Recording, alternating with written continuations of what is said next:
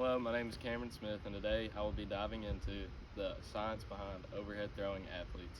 I will be covering the two most common overhead throws that occur in sports, which is baseball and football. While these two throwing motions do differ, they have a lot in common, and their impact on the body of the athlete is similar. For baseball, a lot more goes into the throw than just the arm. The legs are arguably the most important part of the throw. They provide power that is generated from pushing and the torsion that they helps propel the ball forward. The arm acts as a slingshot, holding the ball, and is the chute for the power generated by the player's lower body and torso.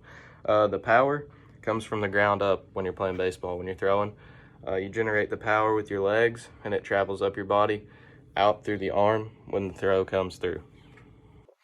And while the throws are similar, they are different in some ways too.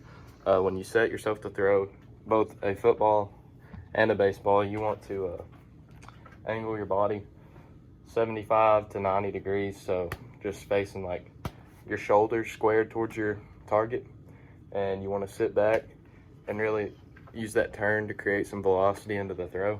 But that turn is going to be where a lot of the power is created. That motion that's started with the hips and a strong solid foundation on the ground, you can use the power that you create from the ground up and turn along with the turn to create the powerful throw. A common question that occurs when talking about throwing athletes is, why can some throw harder than others? You know, in Major League Baseball, you have Aroldis Chapman, Hunter Greene, and Randy Johnson, some of the hardest throwers of all time. In football, you have Dan Marino, Patrick Mahomes, Josh Allen, and these guys just simply throw it harder than the other competitors. There's not a clear-cut answer to that question. There are several factors that go into the potential amount of force an individual can put into a throw. The physical makeup of their bodies, their mechanics, and even genetics play a role. Patrick Mahomes' dad was a pitcher in the major leagues, and he actually was drafted to play baseball. So there might be some genetic connection there. Alongside potential genetic factors is the physical makeup of the athlete. We see Josh Allen, who has a very large 6'6" frame. He's just bigger than the rest of the competition, and that definitely gives him the edge on throwing harder. The more force you have, the more mass you have, the more force you can create. And Josh Allen is a great example of this. And that leaves Aroldis Chapman to talk about, and he gets his power in a unique way. His stride length is actually 120% of his height, which gives it it's more than 7 feet, and the average stride length is 78%, so he's getting 42% extra there on his stride length. And the longer you stride, the more power and force you get and drive from the ground, and that allows him to throw exceptionally harder than the competition.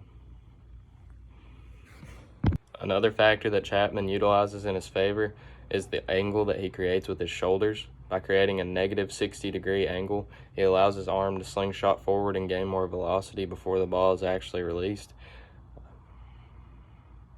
One other question that is commonly debated is, what is the general maximum velocity for the average human? And I think the best the best group of people to look at would be high school varsity athletes. Like, how hard could your average high school varsity athlete throw? And the best answer to this question comes from baseball, since it's easier to judge and we have more research in that area. One way athletes can improve their performance is through the 90-mile-per-hour formula.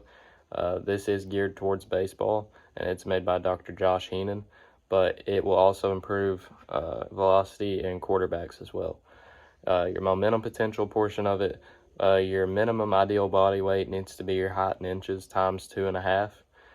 Your force production part of it, you need to be able to deadlift 400 pounds for 1 rep. Your stable power position, you need to be able to do your body weight on a bar for 10 reps on each side of reverse lunges. Force transfer, you need to be able to do a 250-pound chin-up.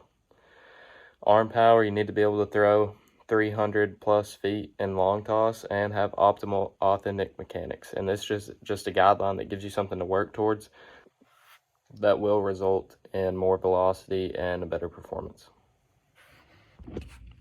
Now, obviously, with all the force that's put on the throwing arm of the athlete, there are a lot of injuries that occur, and the most common ones In baseball are elbow and shoulder related, and in football it's solely the shoulder and more specifically the AC joint. And that's not to say that elbow injuries don't happen in football, they're just a lot less common than they are in baseball. In baseball, however, the UCL, which is located in the elbow, is put under a ridiculous amount of stress and is often unable to support itself, which results in strains or even tears. So how can we prevent these injuries from occurring? Mobility is a large factor, with most athletes not stretching nearly enough. And to complement stretching, we can get a good pre and post throwing routine, which involves J-bands, running, a good amount of stretching, and for before and after running, a slight jog with some ice after to reduce inflammation will help. And with improved inflexibility and a good pre and post activity routine, these injuries can be prevented. And with all that being said, I hope you guys learned something today about the overhead throwing athlete, the motion, the science behind it, and I hope it's something that you can use to help yourself, help somebody you know, to prevent themselves from injuries, throw harder, and maybe be better overall. Thank you.